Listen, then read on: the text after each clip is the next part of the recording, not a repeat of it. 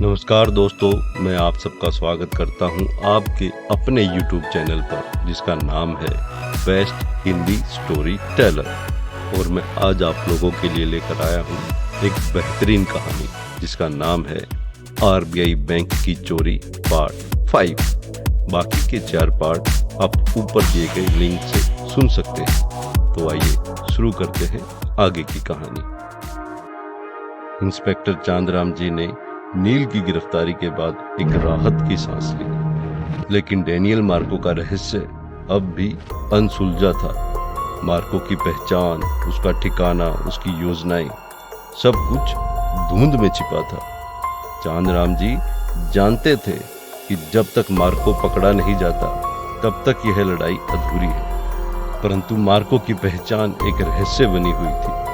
उसका कोई फिंगरप्रिंट, कोई तस्वीर, कोई रिकॉर्ड, कुछ भी नहीं था। इंटरपोल और भारतीय खुफिया एजेंसी भी उसकी तलाश में नाकाम रही, लेकिन फिर भी चांदराम जी ने हार नहीं मानी। वो सोचते थे कोई ना कोई तरीका तो होगा जिससे मार्को तक पहुंचा जा सकता है। फिर नील के लैपटॉप से कुछ इनक्रिप्टेड फाइल्स को डॉक्टर धीरज लाठिया ने डिक्रिप्ट किया। इनमें से एक फाइल में प्रोजेक्ट ब्लैकआउट की एक योजना का जिक्र था, जिसका उद्देश्य भारत की वित्तीय प्रणाली को ध्वस्त करना था।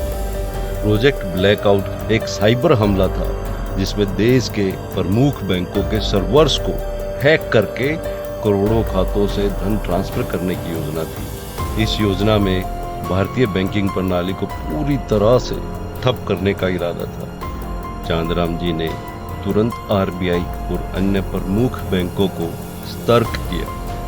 उन्होंने बोला साइबर सुरक्षा को और मजबूत किया जाए और संभावित हमलों के लिए तैयारियां शुरू कर दी जाए। इंटरपोल से मिली जानकारी के अनुसार मार्को ने दुबई में एक नया ठिकाना बनाया था। वह वहां से अपने नेटवर्क का संचालन कर रहा था। चांदराम जी ने दुबई पुलिस के साथ मिलकर एक संयुक्त ऑपरेशन की योजना बनाई। एक गुप्त सूचना के आधार पर दुबई के एक आलीशान होटल में छापा मारा गया। वहां से एक व्यक्ति को पकड़ा गया जो मार्को होने का दावा कर रहा था, लेकिन जांच में पता चला वह तो एक डमी था जिसे मार्को ने खुद को बचाने के लिए रखा था। अब चांदराम जी को ये समझ नहीं आ रहा था कि ऐसे और कितने मार्को हैं। मार्को की चालों से चांदराम जी इतना तो समझ गए थे कि उसे पकड़ना आसान नहीं होगा। उन्होंने फिर एक नई योजना बनाई जिसमें मार्को को भारत में आने पर मजबूर किया जाए। इसके लिए उन्होंने एक फर्जी निवेश योजना इंडो यूरो फाइनेंशियल समिट का आयोजन किया, जिसमें दुनिया भर के निवेशकों को आमंत्रित किया गया। इस सम्मेलन में मार्को के नेटवर्क के कई सदस्य शामिल हुए। चांदराम जी ने इन सदस्यों पर नजर रखी और उनके माध्यम से मार्को तक पहुंचने की कोशिश की। मार्को को भारत लाने की योजना सफल रही। वह एक गुप्त नाम से सम्मेलन में शामिल हुआ, लेकिन चांदराम जी की टीम पहले से ही तैयार थी। जैसे ही मार्को ने सम्मेलन में प्रवेश किया, उसे गिरफ्तार कर लिया गया। मार्को की गिरफ्तारी के बाद उसके नेटवर्क के कई अन्य सदस्य भी पकड़े गए।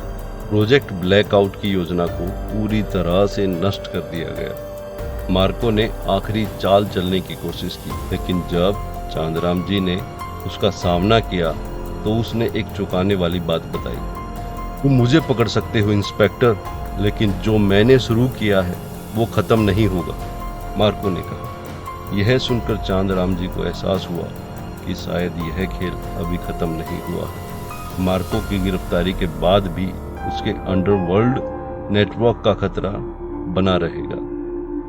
क्या चांदराम जी मार्को के बाकी नेटवर्क को ध्वस्त कर पाएंगे, या फिर मार्को की योजना अभी भी पूरी तरह से सामने नहीं आई है? जानने के लिए सुनिएगा RBI बैंक की चोरी पार्ट 6।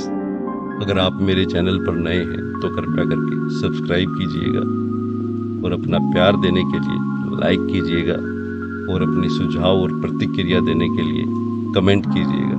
धन्यवाद।